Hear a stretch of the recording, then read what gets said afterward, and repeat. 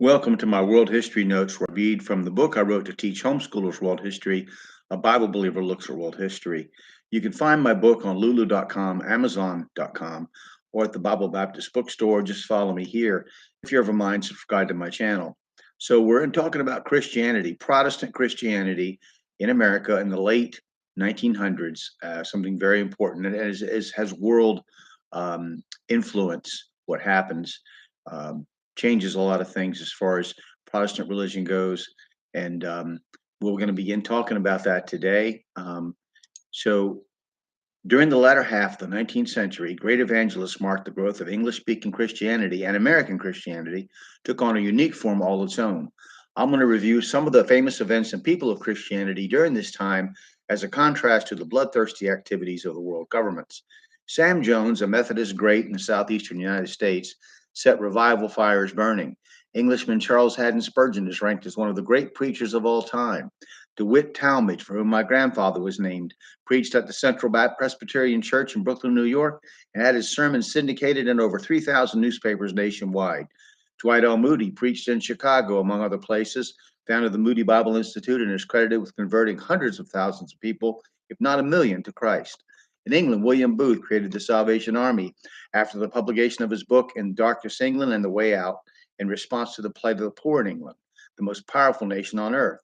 The YMCA, or the Young Men's Christian Association, had been founded in 1844 by George William, with the first YMCA started in Boston in 1851. The YWCA was founded in 1855 and opened in America in 1858. Notable missionaries of the period included John G. Patton, missionary to the New Hebrides in the South Pacific. David Livingston was an explorer and a missionary who had a particular hatred of the slave trade, whose heart was buried in Africa by the natives who loved him at his request, and whose body was buried in Westminster Abbey in London.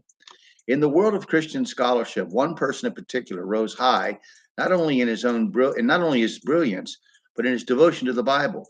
His name was John W. Bergen, Dean of Chichester, a college in England. He gave many sermons on the inspiration of the Bible, which are masterpieces and can be found in the book Inspiration and Interpretation. He fought the growing tendency among academics in the Church of England, the Anglican Church, that the Bible was not the Word of God, but merely contained the Word of God or had a message from God in it. He defended the Bible against attack by those who denied that Moses authored the first 5 books of the Bible or that the Gospels were written by the writers whose names make up their titles. He had collated hundreds of New Testament manuscripts and was thought of by many to be the world's greatest expert on manuscript evidence and the history of the Bible. For this reason, he was not permitted to serve on the committee that was chosen by the Anglican Church to revise the authorized version of the Bible called for in the latter half of the 1900s.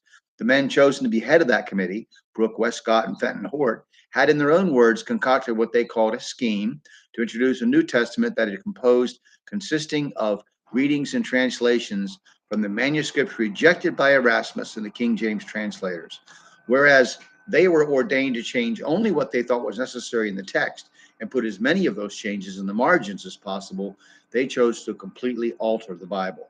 Reading the biographies of these two men by their children, the life and letters of Brooke Foss Westcott and the life and letters of Fenton John Anthony Hort, one finds that they hated the Textus Receptus, whose readings have been the standard for Christians for nearly 2,000 years, knew little about church history and the writings of the early church fathers, and had a passion for the Catholic Church.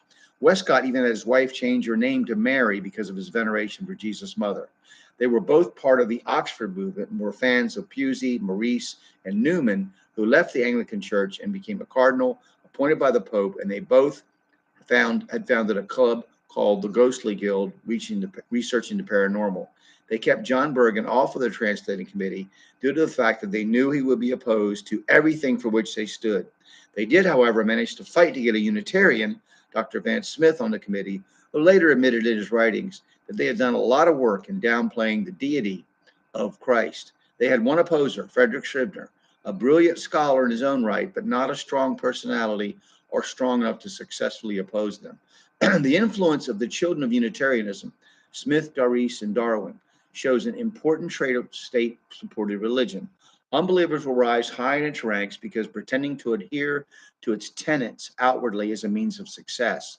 Note the parable of the mustard tree in Matthew 13, remembering that birds of the air is a typology of devils. When the Revised Version came out, John Burgon was quick to write a counterblast, another masterpiece of his called The Revision Revised, which is a good read to put on your must-read list. Again, he wrote the last 12 verses of Mark to repudiate the work the Anglican Revision Committee had done. When he died, he thought he had so clearly torpedoed their faulty work that it would be forgotten in 20 years. This was not to be so. An American committee was formed to produce a New Testament based on the Revised Version with an agreement that they would wait 14 years to produce their own. It was led by Philip Schaff, the historian, scholar, and liberal theologian, who had been kicked out of his own denomination for heresy and finished teaching at the liberal Union Theological Seminary in New York, who, according to his son David's biography of him, would allow no one on his committee who believed in the divine inspiration of the Bible. His work produced the American Standard Version, parent of the New American Standard Bible, Revised Standard Version, New English Bible, New International Version, etc., etc. At one time, the Bible was read in every Christian home, sometimes to the exclusion of all else, particularly Protestant Christians, but always as a method of family worship. And many people learned to read by what was called the Common Bible. But by downgrading the authority of the Bible and creating so many conflicting versions, many people today haven't read their Bible through even once, much less like the many times Christians of earlier generations would have, regardless of version.